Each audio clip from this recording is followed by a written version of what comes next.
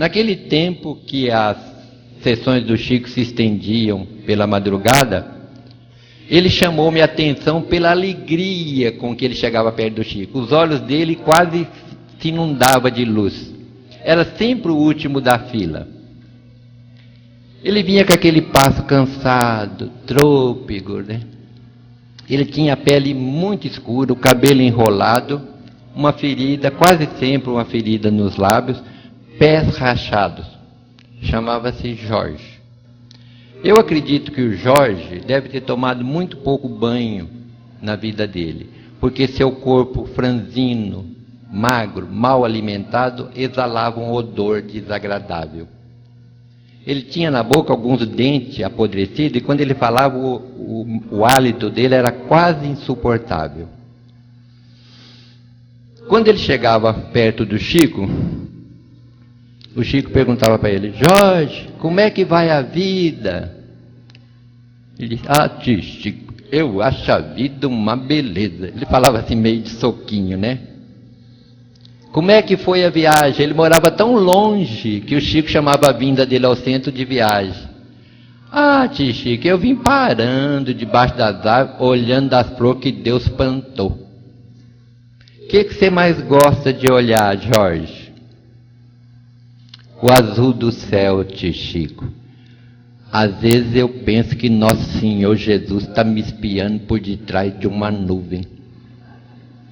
E o Chico conversava com o Jorge 5, 10, 15 minutos. Eu falava: meu Deus, por que o Chico não diminui o tempo do Jorge? E dá mais tempo às outras pessoas. Teve gente que viajou milhares de quilômetros, veio de Fortaleza, Manaus, e ele perde, mal pegou na mão dele, ele perde tanto tempo com esse cara aí. Mais tarde eu fui entender que somente o Chico Xavier seria capaz de parar para ouvir e entender o Jorge. Ninguém lhe dava atenção.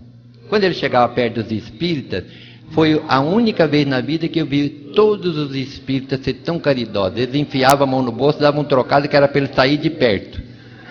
Então ele ia comprar pipoca, guaraná, doce, ele tinha uma capanga, ele jogava tudo dentro da capanga, dinheiro que dava, depois ele dava um nó.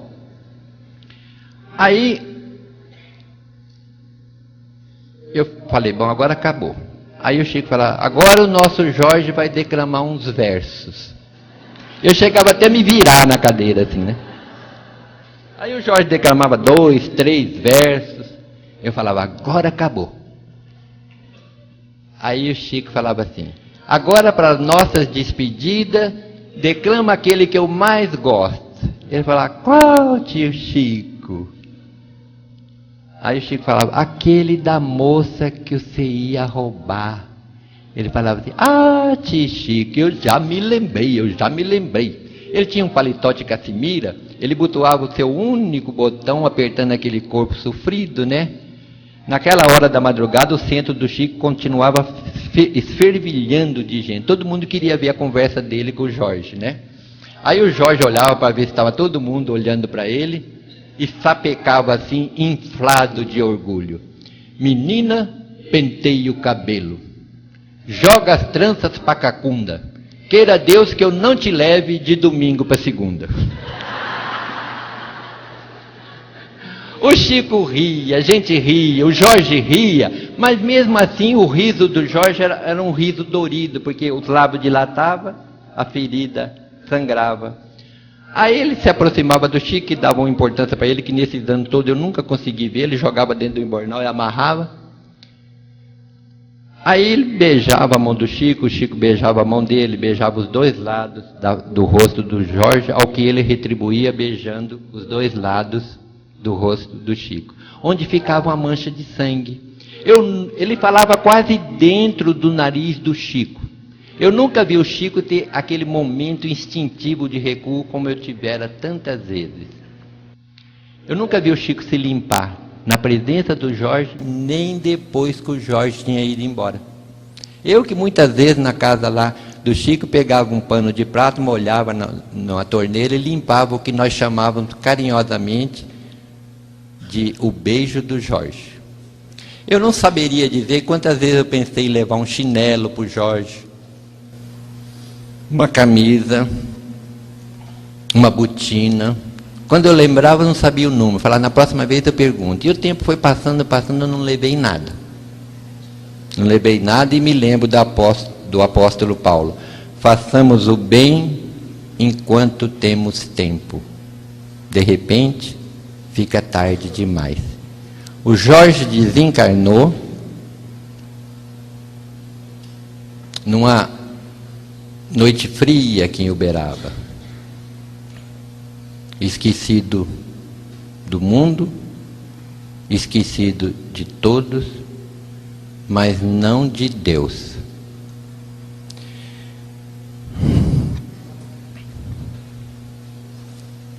Contou-me o Chico Xavier que a personalidade sublime de nosso Senhor Jesus Cristo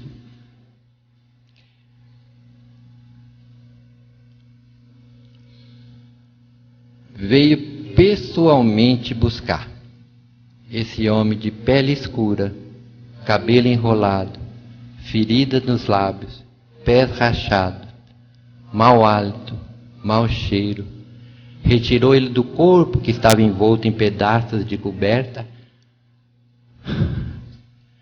aconchegou-o de encontro ao peito e voou com ele para o espaço, como se carregasse o mais querido dos seus filhos. Não vos deixarei órfãos, estarei convosco até o fim dos séculos. Ele não faria uma promessa que não pudesse cumprir.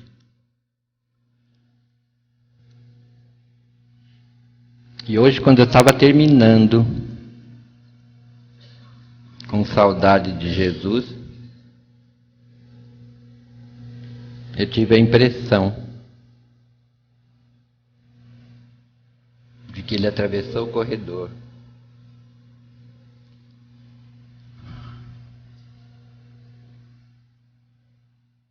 chegou até perto dessas flores e disse: conta a minha história para eles, senhor. Eu nunca soube o que era esse senhor que ele me chamava, né? Um dia eu sonhei com ele e eu falei assim: ô Jorge, o que é esse senhor que você fala? É senhor? É seu, a forma deturpada de senhor? Ele tinha um jeito de olhar assim meio para baixo, né? Eu falava: senhor para mim quer dizer senhorzinho.